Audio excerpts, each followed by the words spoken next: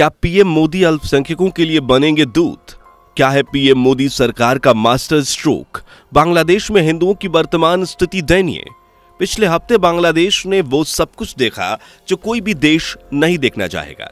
दोस्तों, बांग्लादेश में तख्ता पलट हो चुका है। शेख हसीना ने पीएम पद से इस्तीफा दे दिया है और देश छोड़कर भारत में शरण ले ली है। हसीना के इस्तीफा और बांग्लादेश में अंतरिम सरकार के गठन के बाद भी वहां की स्थिति सामान्य नहीं है। अभी भी कई जगहों से हिंसा की खबरें सामने आ रही हैं, जिसकी फोटोज और वीडियोज सोशल मीडिया पर वायरल हैं। आरक्षण के मुद्दे ने बांग्लादेश को ऐसा जकड़ा है कि वहां जनजीवन अभी भी सामान्य हालतों से कोसों दूर है। इन सब के बीच वहां हिंदुओं पर अत्याचार बढ़ गए हैं। वहां के अल्पसंख्यक समुदाय पर इस्लामिक कट्टरपंथी जुल्म ढा रहे हैं। उनके घर, दुकान, मंदिरों को तोड़फोड़ और आग के हवाले किया जा रहा है। इसके पीछे का मेन कारण है शेख हसीना। कहा जाता है कि शेख हसीना का समर्थन वहां के माइनॉरिटी करते रहे हैं। इसी को देखते हुए इस्लामिक कट्टरपंथी हिंदुओं को निशाना बना रहे हैं। मौजूदा समय में बांग्लादेश की आबादी 17 करोड़ है, जिनमें से 8% हिंदू समुदाय के लोग हैं। ये चुनाव में हसीना के वोट बैंक माने जाते हैं। जब से हसीना बांग्लादेश छोड़कर भागी हैं, तब से हिंदुओं पर अत्याचार बढ़ गए हैं। मीडिया रिपोर्ट्स के मुताबिक अभी तक हिंसा में कई हिंदुओं की मौत हो चुकी है, जबकि सैकड़ों की संख्या में घायल हैं। पड़ोसी मुल्क में अल्पसंख्यकों पर ऐसा जुल्म देखकर भारत सरकार भी एक्शन मूड में है। मोदी सरकार बांग्लादेश की हर गतिविधि पर अपनी पैनी नजर बनाए हुए है। वहां हो रहे हिंदुओं के जुल्म को लेकर केंद्र सरकार ने कूटनीति के तहत बड़ा फैसला किया, जिसमें उनसे सीमा सुरक्षा बल पर भरोसा जताया। तो चलिए आपको विस्तार से बताते हैं कि आखिर पड़ोसी मुल्क बांग्लादेश में हिंदुओं को बचाने के लिए पीएम मोदी ने कौन सा मास्टर स्ट्रोक चला है। साथ ही यहाँ के नेताओं का क्या कहना है, आइए आपको इस वीडियो में सिलसिलेवार तरीके से बताते हैं। बांग्लादेश में जारी हिंसा में हिंदुओं को निशाना बनाया जा रहा है। इसके चलते भारत बांग्लादेश सीमा पर तनावपूर्ण स्थिति है। ऐसे में सीमा पर निगरानी करने के लिए एक हाई लेवल कमेटी का गठन किया गया है, जिसकी जानकारी खुद अमित शाह की ओर से दी गई है। इस समिति की अध्यक्षता एडीजी सीमा सुरक्षा बल पूर्वी कमान करेंगे। केंद्र सरकार द्वारा गठित कमेटी के सदस्य बांग्लादेश में अपने समकक्ष के अधिकारियों के साथ बातचीत करेंगे, जिससे वहां रहने वाले हिंदुओं समेत सभी अल्पसंख्यकों की सुरक्षा सुनिश्चित की जाएगी। दरअसल मोदी सरकार में केंद्रीय गृह मंत्री की जिम्मेदारी निभा रहे अमित शाह ने अपने सोशल मीडिया प्लेटफॉर्म एक्स पर लिखा, बांग्लादेश में जारी हालात के मद्देनजर मोदी सरकार ने भारत बांग्लादेश सीमा पर मौजूद हालात पर नजर रखने के लिए एक समिति गठित की है। यह समिति बांग्लादेश में नए समकक्ष अधिकारियों के साथ संवाद बनाए रखेगी, जिससे वहां रहने वाले भारतीय नागरिकों, हिंदुओं और अन्य अल्पसंख्यक समुदायों की सुरक्षा सुनिश्चित की जा सकेगी। बांग्लादेश में शेख हसीना सरकार के तख्तापलट के बाद स्थितियां काफी गंभीर बनी हुई हैं। कट्टरपंथी मुसलमानों की भीड़ अल्पसंख्यकों के घरों, व्यापारिक प्रतिष्ठानों, मंदिरों पर हमले कर रही है। कट्टरपंथी के हमले में कई निर्दोष हिंदू मारे जा चुके हैं। जान बचाने के लिए भारी संख्या में हिंदू मंदिर में शरण ले रहे हैं और भारत के लिए पहुंच रहे हैं। ऐसे में पड़ोसी देश होने के नाते भारत के लिए बड़ा सरदर्द ये बना है। भारत के सामने फिलहाल सबसे बड़ी चुनौती है, वहां बांग्लादेश में हिंदुओं की सुरक्षा सुनिश्चित करें तो कैसे। दूसरी तरफ सीमा पर पहुंच रहे हिंदुओं और घुसपैठ करना चाह रहे कट्टरपंथी मुसलमानों के बीच फर्क करें तो कैसे। इन्हीं बातों को देखते हुए पीएम मोदी सरकार ने एक समिति गठित की है, जो बांग्लादेश में अपने समकक्ष अधिकारियों के साथ संवाद करेगी, ताकि वहां के अल्पसंख्यकों की हितों की रक्षा हो सके।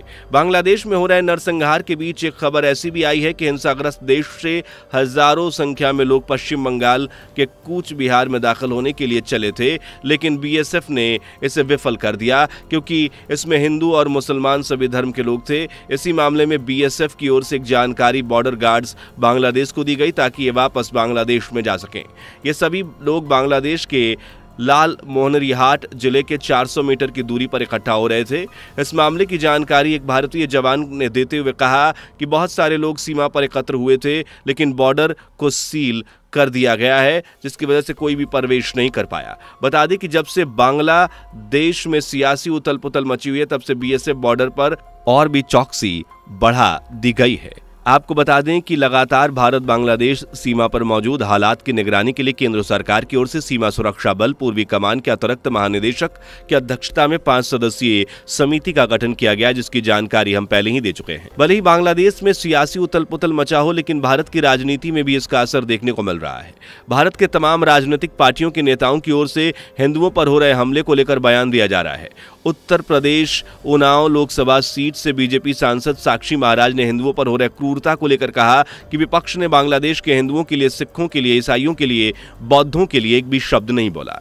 हिंदुस्तान में जो अल्पसंख्यक हैं उनके लिए गला फाड़ फाड़ के उसकी वकालत करते हैं। इसका मतलब हुआ कि पूरा विपक्ष ना हिंदू का है ना मुसलमान का है, तुष्टीकरण की राजनीति करता और तुष्टीकरण के आधार पर देश को भ्रमित करने का काम करता है। जैसे ही बांग्लादेश में अंतरिम सरकार बनी, तत्काल हमारे प्रधानमंत्री मोदी ने सरकार से बात की, उनसे आग्रह किया कि किसी भी कीमत पर हिंदुओं के मठों मंदिरों का संरक्षण होना चाहिए, सिख, बौद्ध, ईसाई इन लोगों की रक्षा होनी चाहिए। अब कोई घटना नहीं होनी चाहिए। मैं समझता हूं कि पीएम मोदी की अपील का प्रभाव पड़ रहा है। सरकार हमारी बांग्लादेश पर नजर रख रही है। नोबेल पुरस्कार के विजेता मोहम्मद यूनुस के हाथों में बांग्लादेश की जिम्मेदारी राष्ट्रपति मोहम्मद शहाबुद्दीन की ओर से दे दी गई है, जिस पर पीएम मोदी की ओर से यूनुस को बधाई दी गई। साथ ही उन्होंने देश में हो रहे अल्पसंख्यकों पर जुल्म को लेकर काम करने की बात कही है। पीएम मोदी ने अपने आधिकारिक एक्स हैंडल पर लिखा, प्रोफेसर मोहम्मद यूनुस को उनकी नई जिम्मेदारी संभालने पर मेरी शुभकामनाएं हैं। हम उम्मीद करते हैं कि जल्द ही समान स्थिति बहाल हो जाएगी, जिससे हिंदुओं और अन्य सभी अल्पसंख्यक समुदायों की सुरक्षा सुनिश्चित होगी। भारत शांति, सुरक्षा और विकास के लिए दोनों देशों के लोगों को साझा आकांक्षाओं को पूरा करने के लिए बांग्लादेश के साथ काम करने के लिए प्रतिबद्ध है। वहीं शपथ देने के बाद बांग्लादेश सरकार के मुख्य प्रमुख मोहम्मद यूनुस ने देश में लोकतंत्र, न्याय, मानवाधिकारों और अभिव्यक्ति की स्वतंत्रता को कायम करने का वादा किया। हालांकि इसका अवसर अब तक होता हुआ दिखाई नहीं दे रहा है। बांग्लादेश के 50 से अधिक प्रख्यात लोगों ने बांग्लादेश के राष्ट्रपति मोहम्मद शहाबुद्दीन को पत्र लिखकर उनसे समाज के सभी वर्गों की सुरक्षा सुनिश्चित करने का आग्रह किया। पत्र पर हस्ताक्षर करने वालों में फिल्म निर्माता अर्पणा सेन, शिक्षाविद पवित्रता सरकार और उच्चतम न्यायालय के पूर्व न्यायाधीश अशोक गांगुली शामिल हैं। पत्र में उन्होंने बांग्लादेश में अल्पसंख्यकों पर हो रहे हमलों पर चिंता व्यक्त की और एक समुदाय द्वारा दूसरे समुदाय के पूजा स्थलों की रक्षा करने की घटनाओं की सराहना भी की। इन जानी मानी हस्तियों ने कहा कि उन्होंने यह पत्र इसलिए लिखा क्योंकि देश में उथल पुथल मची हुई है और उनमें से कई लोगों को बिगड़ते हालात के बारे में दुनिया भर से बांग्लादेशी मित्रों के फोन आ रहे हैं। बात करते हैं बांग्लादेश में हिंदुओं की, तो यहाँ इनकी आबादी लगातार कम होती जा रही है। 1951 में हिंदुओं की आबादी लगभग 22% थी, लेकिन 2011 तक यह घटकर लगभग 8.54% हो गई। हाल ही में मुस्लिम बहुल बांग्लादेश की 170 मिलियन आबादी में हिंदुओं की संख्या लगभग 8% आंकी गई है।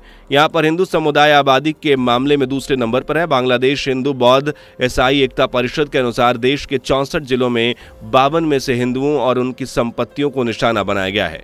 परिषद ने कहा कि देश में रहने वाले अल्पसंख्यकों की आबादी स्थिति से बुरी तरह से आशंकित, बेचैन और भविष्य की अनिश्चितता को लेकर डरी हुई है। परिषद ने सरकार प्रमुख मोहम्मद यूनुस से सुरक्षा और संरक्षण की मांग की है। बांग्लादेश में अराजकता के बीच अल्पसंख्यक हिंदुओं पर हमले को लेकर संयुक्त राष्ट्र ने भी चिंता जताई है। संयुक्त राष्ट्र के महासचिव एंटोनियो गुटेरेस के प्रवक्ता ने कहा है कि हम निश्चित रूप से नस्लीय आधारित हमले या इसके आधार पर हिंसा उकसाने के विरुद्ध खड़े हैं। यूएन के तरफ से ये बयान दिया गया है। यूएन महासचिव के उप प्रवक्ता फरहान हक ने गुरुवार को कहा कि हमने जो स्पष्ट किया है वह ये है कि हम यह सुनिश्चित करना चाहते हैं कि हाल के हफ्तों में बांग्लादेश में होने वाली हिंसा को कम किया जाए। इन सब से इतर अब देखना होगा कि मोदी सरकार ने जो समिति का गठन किया है उसके बाद बांग्लादेश के अल्पसंख्यकों को कितना फायदा होता है। दोस्तों, आपको स्क्रीन पर 2 और वीडियोस दिखाई दे रही हैं, जिसे देखने के लिए स्क्रीन पर क्लिक करें।